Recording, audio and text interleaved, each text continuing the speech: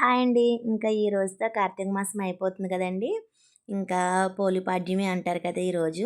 ఇంకా మార్నింగే 3 కలా లేచి కాలువకెళ్ళి దీపాలు వదులుదామని కాలువకైతే వెళ్తున్నానండి. ఇంకా నేను వెళ్ళేటప్పటికి చూడండి ఫుల్‌గా ఉన్నారన్నమాట. కాలువ దగ్గర అస్సలు ఖాళీ లేదండి. చాలా జనమైతే ఉన్నారు. ఇంకా చాలామంది పంతులు గారికి స్వయం పాకం అది ఇచ్చి దీపదానం అది చేస్తున్నారండి. ఇంకా కాలువ దగ్గర అయితే అస్సలు ఖాళీ లేదు. ఇంకా కొంచెం ఒక 10 నిమిషాలు అలా నుంచొని చూస్తాగా కొంచెం ఖాళీ అయిందన్నమాట. ఇంకా నేను కూడా కాలువ దగ్గర దీపం అయితే పెట్టుకొని పూజ అయితే చేసుకొని దీపం పెట్టుకొని ఇంకా దీపాలు అయితే కాలువలో అయితే వదిలానండి. చాలా భయం వేసిందన్నమాట. కాలువ దగ్గర జారుతుందండి. ఇంకా అలాగే నెమ్మదిగా దీపం అయితే వదిలానమాట. ఇంకా నిన్న 10 గంటల 40 నిమిషాల నుండి ఈరోజు మధ్యాహ్నం 12 గంటల 40 నిమిషాల వరకు ఉందంట కదండి. కాకపోతే మనం తెల్లవారుజామునే వదలాలి కదా, అందుకని శుక్రవారం పొద్దున్నే వదలాలంట. అందుకని చెప్పేసి ఈరోజైతే వదులుతున్నాము.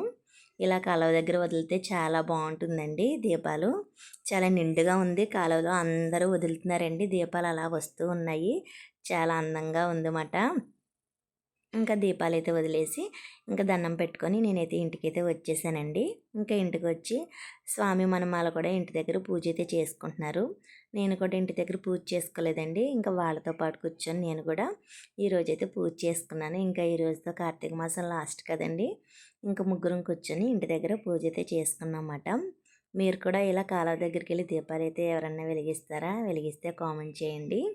నేను కూడా మామూలుగా సోమవారం అయితే ఇంటి దగ్గరే వదులుతానండి. బేషనీలో వాటర్ వేసుకుని వదులుతాను. ఇంక ఈ రోజుతో లాస్ట్ కదా అని చెప్పేసి కాలువ దగ్గరికి వెళ్ళి వదిలేనండి.